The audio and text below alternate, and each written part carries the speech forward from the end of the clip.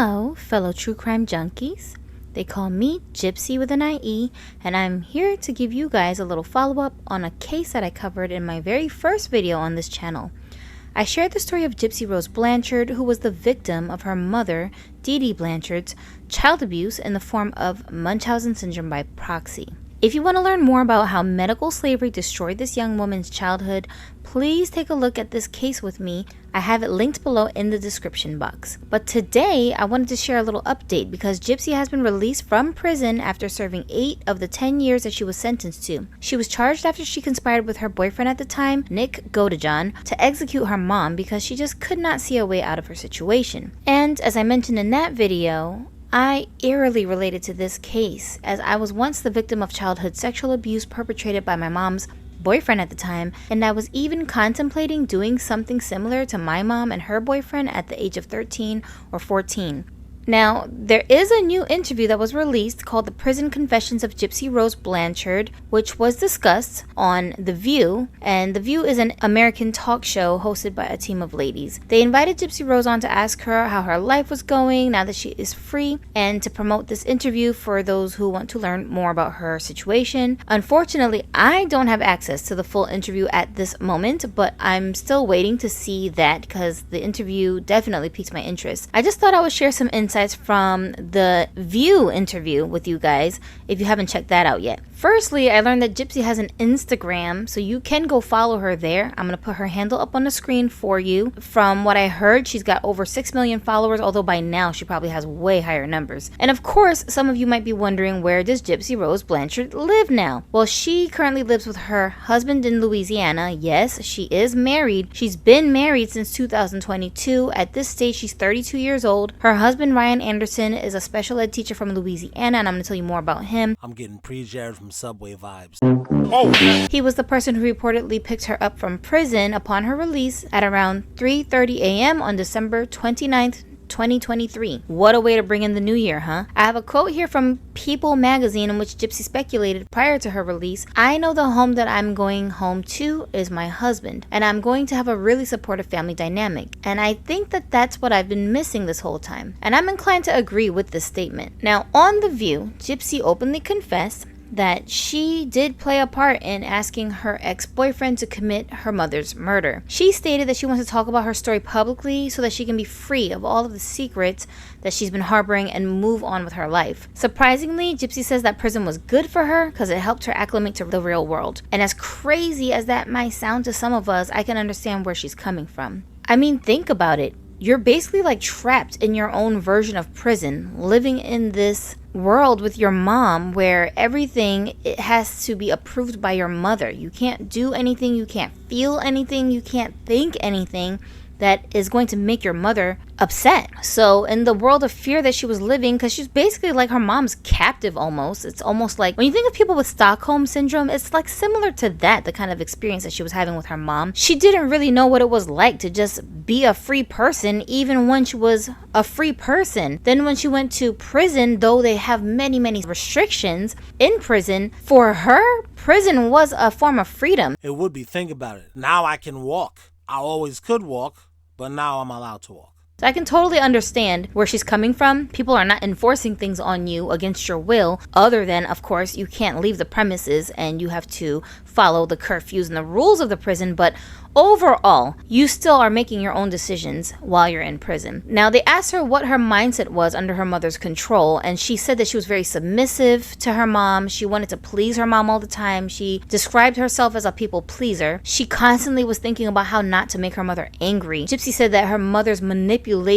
tactic was to just take her love away from her if she didn't do what her mother wanted. This is also something that I hear a lot of people who go through narcissistic abuse, they complain about, is that the person who is abusing them, it's a lot of emotional abuse that they use to keep you in line so they don't have to physically restrain you. I think this is something that we all have to really think about, putting into perspective and being more overtly discussed, because when we think of abuse, a lot of times we will dismiss when I say we, I'm talking about society. People in society will dismiss how serious abuse can be because they'll tell themselves, well, if you don't have bruises, if they didn't hurt you physically, if they're not beating you up, if there's no blood being drawn, then it's really not that bad. And this is such a scary thing to impose on other people, because sometimes emotional abuse is worse. Khabib, relax. The food is a little bit cold. She can put it in the microwave. Relax, bro. It's like you're like a zombie just floating around, not really living, not really being yourself, because you're constantly trying to make other people around you who are abusing you happy. Dang, what did he like? Did he bite her on the neck? Damn, man. Relax. You dudes is bugging. I'm not laughing at her. I'm laughing at this weird looking dude. What are you so angry about, man? Oh, my God. Relax, psycho. Jesus Christ. And there is no way to really make them happy. Whatever happiness they seem like they're exhibiting is very temporary, short-lived, and before you know it, you're back in trouble again because you're doing something wrong. And the something wrong may not actually be an infraction that's real. Like, sometimes it's just a perceived wrong, or the abuser is just making up stories. Like in my case, oh my gosh, my mom's boyfriend. Hold on. Damn, nigga, you driving this whole crazy. God. Oh my gosh, you twos are weird. What are you so mad about? I'll tell you what he mad about. He got tiny penis disease. Yeah, man. These dudes be mad because their penis is little. And they think everything is an attack on the size of their penis. It's good, bro. You don't know me. What is good? You don't know me! Who was molesting myself and my sister when we were teenagers. He was always trying to exhibit control over the household, so he would play strange mind games with us, especially me, because I was the one that was resisting all the time. One time he did this weird thing where he accused me of giving away my Walkman to some boy at my school, right? Which never happened. He told me to look for the Walkman in my bag. So when I went to go look for it in my book bag, lo and behold, it's not there. That's where I had left it last. So I'm telling him, like, I don't know where it is. And he's... It's already a red flag. Why did you tell her where to go look for it? Yeah, go look over there underneath the couch. See if it's there. It's not there? Gotcha, bitch. Arguing with me that I must have given it away to a boyfriend. I don't have no boyfriend. I'm in middle school. What boyfriend? But no matter how much I'm denying it, he would keep insisting that I had given it away.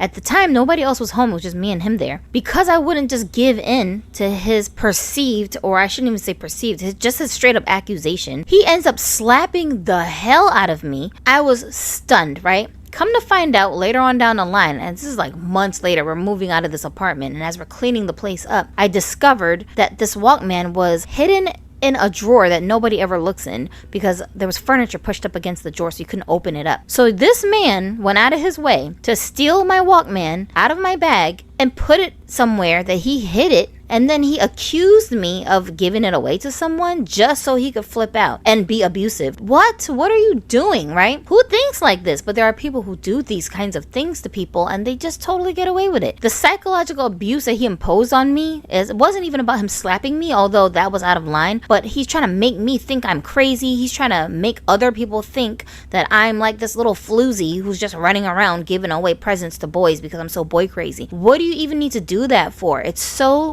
weird, but that was his way of trying to impose control over us. So I can understand where she's coming from when she's saying that prison helped her to acclimate to the real world where it's not normal for people to act like this. So the hosts asked Gypsy what was her memory of the worst, the most painful procedure that she had to endure, and she said that was when her salivary glands were removed due to excessive drooling, but her mom was making her get like that because she would be like drugging her. She would give her medicine that would make her kind of unresponsive, sort of. So it would make her drool. And then this was a state that she would be in when she would take her to the doctors and say, oh, something's wrong with my daughter. So I did talk about this in my video discussing the whole case. If you want to learn more about those details, definitely go over there and watch that. The host also speculated, like, how did her mother convinced the doctors to do all of these crazy surgeries and procedures on her? Gypsy said, I don't even know. It's mind-boggling. I really don't even know how she did this, how she got away with this. And she talked about how for her, there's a lot of physical trauma that she is reminded of whenever she looks at her body in the mirror, because she's still living now with the aftermath of these procedures that her mother had the doctors do to her. She's got scars. It's very stressful knowing where this came from. You know, every time she looks at herself and she sees these scars, it's a constant reminder of what she was going through. That doesn't just go away. They asked her why she didn't ask for help, why she didn't tell people that she wasn't really sick instead of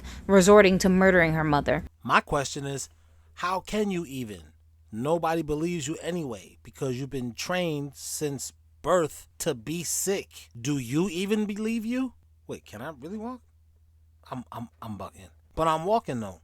When the lights is off. She talked about how the first time she did run away, within only 4 hours, her mom had found her. And then when she brought her back home, she chained her up for 2 whole weeks. And during that time, Gypsy was completely at her mother's beck and call. Like, she could not do anything for herself because she was chained up to the bed. She wasn't even allowed to use the bathroom when she needed to. So she said a lot of times she would just end up urinating on herself. And she was so traumatized and shocked by her mother's behavior. At this stage, she straight up felt like who's gonna believe me? What am I gonna do? I can't go to anyone because I'm too scared of what's gonna happen if my mother finds me again or she discovers that I'm asking for help. There's another thing I was talking about in the video where I was saying, like, I totally understand where she's coming from because the same thing happened to me. I tried to ask for help, and when I asked my mom for help, she didn't even believe us. She was so brainwashed by her boyfriend that she actually believed that if there was any even inkling of some kind of sexual abuse going on, we must have brought it upon ourselves because, according to this guy, we're boy crazy and we're coming on to him. I know this sounds so ridiculous when you're a sane person, but if you're around a manipulative person like this, day in and day out, it is really like you're in your own prison with this person, and like whatever they say, you just start to believe it over time because this is the only place where you're getting any kind of feedback from. There's nobody outside of this household that's talking sanity into your mind, right? So she just felt too scared to ask for help from any authority figures or anything like that. And she also talked about how her mother was constantly in the room hovering over her when she would have doctor's appointments and surgeries, and the only time she wasn't there was when she was literally in the operating room. So how can I ask for help? She's the villain is right here in the room looking at me. What am I supposed to do?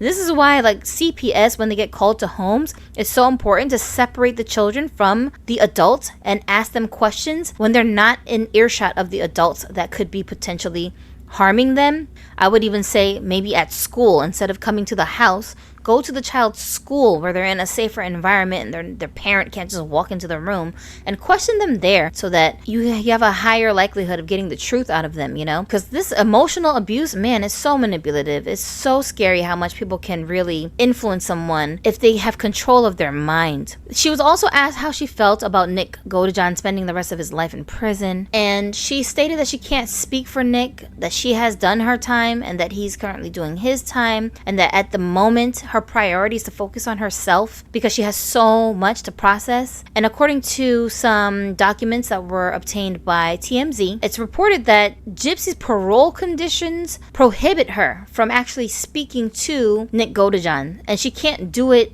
directly or indirectly through a third party. She can't talk to him through writings, text messages, emails, or any type of communication whatsoever. I guess she's still on parole. She's not just like clear and free. Probably in the next 2 years, I'm guessing, because her original sentence was for 10 years. So now that she spent 8 years in prison and she's paroled, that means her remaining time would be 2 years.